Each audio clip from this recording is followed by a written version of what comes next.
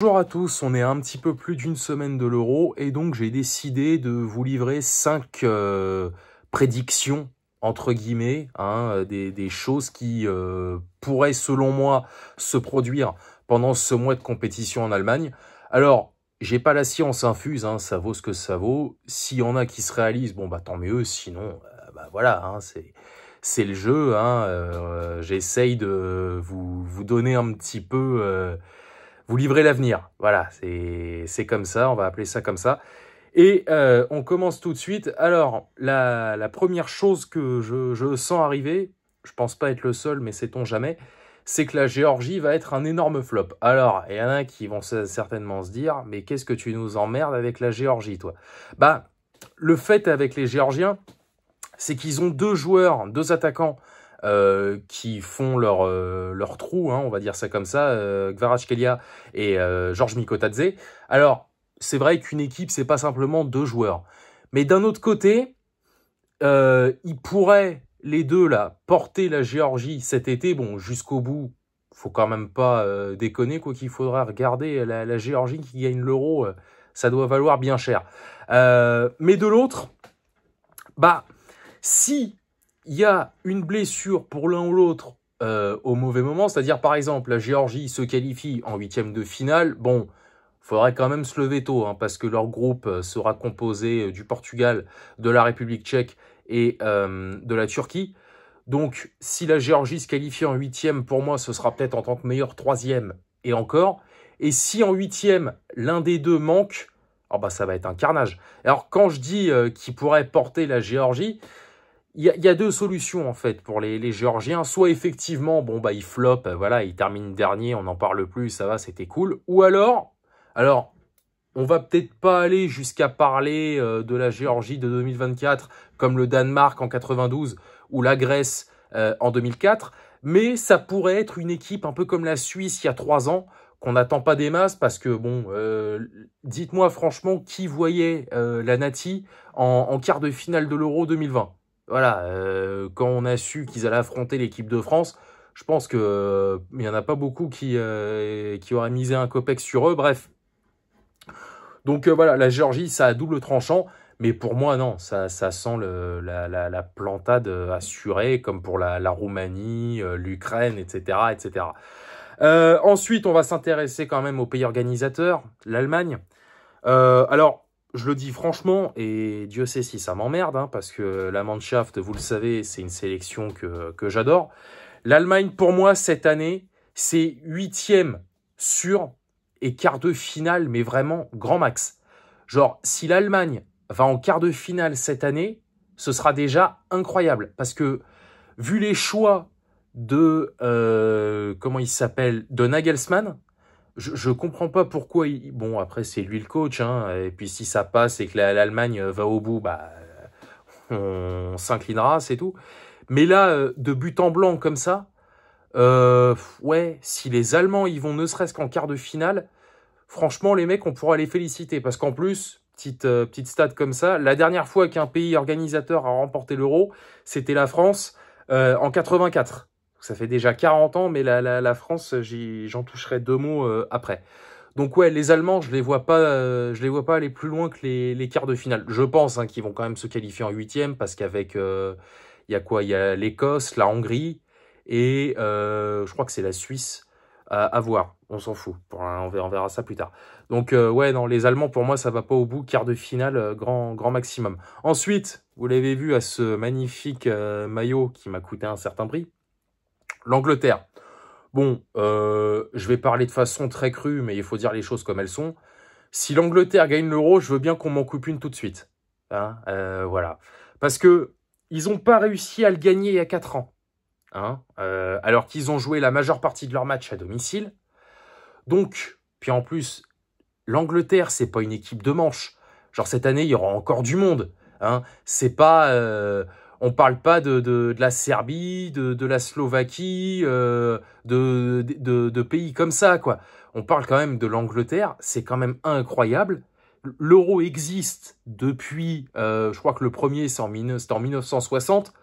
Donc ça fait plus de 60 ans que l'euro existe, l'Angleterre n'en a jamais remporté un seul. Alors, c'est pas cette année que ça va changer. Pour moi, un peu comme l'Allemagne, hein. L'Angleterre, ça dépasse pas l'écart cette année, hein. Même avec Bellingham, avec Saka, je sais pas s'il a été appelé, mais même avec tous les joueurs que vous voulez, l'Angleterre, pour moi, cette année, c'est quart de finale. Mais vraiment, grand max. Puis en plus, je les vois bien, vous savez quoi? Je les vois tellement sortir de manière pathétique face à une équipe. Genre, je parlais de la Géorgie tout à l'heure, mais ça me surprendrait tellement pas qu'il y ait une équipe comme ça, là, genre la Turquie, tiens. La Turquie, ils se bougent le cul parce que la Turquie, par contre, je pense que beaucoup les attendent. La Turquie, ça parlait d'eux comme des outsiders. Il y a 3 ans, ils ont chié dans leur froc. Je vois tellement les Anglais sortir en quart de finale au tir au but dans un match en plus de merde face à une sélection que normalement ils doivent tabasser. Waouh! Ah ouais, non, les Anglais, à mon avis, le foutage de gueule qu'ils subissent a encore de beaux jours devant eux. Ensuite, il y a un groupe, moi, qui m'intéresse particulièrement dans cet Euro, c'est le groupe D, qui est quand même, on va pas se mentir, le groupe de la mort, avec l'Autriche, la France, les Pays-Bas et la Pologne. Je vous l'annonce comme ça, vous prenez pas, c'est comme vous voulez. L'équipe qui terminera première de ce groupe va tout droit vers la victoire finale. Voilà, même si c'est l'Autriche, j'en ai rien à foutre. L'équipe qui va sortir première de ce groupe-là, il va falloir s'accrocher. Alors là, les Pays-Bas, la Pologne, l'Autriche, la France, ils vont se mettre sur la gueule à tous les matchs. J'espère vraiment qu'on ne sera pas déçus. J'espère que les matchs seront à la hauteur de l'attente, parce que moi, j'ai vu un groupe comme ça. Bon, après, c'est la Pologne qui s'est qualifiée en barrage au mois de mars. Mais j'ai vu déjà, c'était au mois de décembre, je crois, le tirage. J'ai vu Autriche, Pays-Bas, France. Ah, j'ai dit, putain, mais on va kiffer. J'espère vraiment qu'on ne sera pas déçus et que les matchs seront à la hauteur de nos attentes. Bon, comme j'ai dit tout à l'heure, je vais toucher un petit mot de l'équipe de France. Si tout se déroule comme prévu, s'il n'y a pas d'accident de parcours comme il y a 3 ans, bon, bah, ça devrait le faire, hein, parce qu'on l'oublie souvent, mais l'élimination il y a 3 ans, elle est encore là, hein. Donc voilà, faudra pas déconner, mais le problème, c'est qu'il y a 3 ans, on s'est vu beaucoup trop beau aussi. Tu parles, on avait Mbappé, Benzema, Griezmann, Pogba, il était encore là, Kanté, il devait pas être loin non plus. Bref, on s'est tous dit avant même que ça commence, que ça y est, on allait tout rafler, etc. Mon cul, ouais. On est tombé sur la Suisse, on menait 3-1, et puis après, on connaît la suite. Donc, ouais, je vois bien le leader de ce groupe-là, le futur leader de ce groupe. Alors, aller au bout, bon, pareil, hein, si la Pologne termine première et gagne l'Euro, ouais, ça peut arriver, c'est rare, mais pourquoi pas. Mais en toute logique, l'équipe de France devrait terminer en tête de ce groupe-là. Mais en plus, alors, je veux pas paraître présomptueux, mais il y a quand même pas mal de signes qui, je pense, font qu'on va aller au bout cette année. Déjà, on est 40 ans, donc après la première victoire de l'équipe de France à l'Euro, hein, je l'ai dit tout à l'heure, c'était en 1984, face à l'Espagne. Et surtout, la finale, je ne sais pas si vous avez fait attention, c'est le 14 juillet. Ça, pour moi, c'est au-dessus de tout, ça. Une finale le jour de la fête nationale française, c'est obligatoire. Voilà. Je dis ça, on va sortir en demi contre le Portugal, on va rigoler.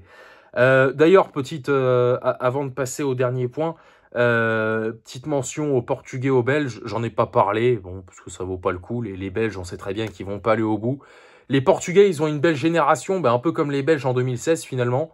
Est-ce qu'ils vont assumer derrière? Ça, on verra. Mais je vois très mal aussi le Portugal remporter l'Euro encore cette année. Après, j'avoue que 20 ans après la finale perdue à domicile face à la Grèce, ce sera un beau signe du destin. On verra. Pareil, je dis ça. Les mecs, ils vont tout niquer. Ils vont arriver en finale contre l'Allemagne. On va rien comprendre du tout. Ils vont s'imposer en prolongation, au tir au but, comme au bon vieux temps. Bref. Et le dernier point, parce qu'il faut quand même en parler, hein, du champion en titre, l'Italie. Alors, qu'il y ait des supporters italiens qui voient un back-to-back. Ça, je veux bien le comprendre. Ils supportent leur sélection. Il n'y a aucun problème. Mais autant l'Italie a été intouchable à l'Euro 2020, et moi je me souviens très bien à l'époque avoir dit dès le départ qu'ils iraient jusqu'au bout, hein, et c'est pas pour faire genre l'expert ou quoi mes couilles. Je m'en souviens très bien, j'avais même pronostiqué à l'époque une finale Italie-Pays-Bas, parce que pareil, les Pays-Bas, ils commençaient à se réveiller à ce moment-là. Bon, après, ils sont tombés sur la République tchèque, ils ont choke, on en reparlera. Mais là, les Italiens, cette année, non. Voilà, ils ont fait un parcours exceptionnel en 2020, mais faut pas oublier que avant l'Euro 2020, il n'y a pas grand-chose, hein, entre l'Euro en France et l'Euro 2020, là, dans 11 villes différentes. Là, je vais pas mettre un pays en particulier, bref. Entre l'Euro 2016 et l'Euro 2020, bah, il n'y a pas eu grand-chose. Hein. Il y a eu quoi? Il y a eu la Coupe du Monde 2018 qui a été ratée. Après, donc, ils ont remporté l'Euro, très bien. Mais depuis l'Euro 2020, ils ont dû faire une finale de Ligue des Nations, je crois, en 2022 ou un truc comme ça. Mais surtout, ils ont encore raté la Coupe du Monde. Donc ouais, je me pronostiquerai pas, je m'avancerai pas, pardon, sur le parcours des Italiens. Mais non, ils iront pas au bout. Ils iront peut-être s'ils ont de la chance, parce qu'ils sont tombés dans un groupe relevé aussi avec la Croatie et l'Espagne notamment. S'ils vont en quart ou en demi, bon, pourquoi pas. Mais un back-to-back italien, franchement, ça me surprendrait. Donc voilà, ça c'est fait, j'ai dit tout ce que j'avais à dire. Et avant de conclure, un petit message, hein, une fois n'est pas coutume, de prévention. Je me doute que certains vont poser quelques pièces pendant cet Euro 2024. Alors, bien évidemment, si vous n'avez pas l'âge requis, vous jouez pas. Mais surtout, si vous avez 18 ans ou plus et que vous avez envie, ça peut arriver, déconnez pas. Hein, voilà, ne misez pas l'argent que vous pouvez pas vous permettre de perdre. C'est tout. Faut que ça reste cool. Hein, faut pas que ce soit une habitude. Voilà. Jouez, mais mollo lastico, ok? Voilà, allez, moi j'en ai terminé, je vous souhaite une bonne journée, et puis on verra, comment dire, on verra le 14 juillet, tiens, on fera le bilan, ou le 13, la veille de la finale, voilà. On fera un bilan le 13 juillet, je sens qu'on va se marrer. Voilà, allez, salut à tous, sortez couverts, et banzai.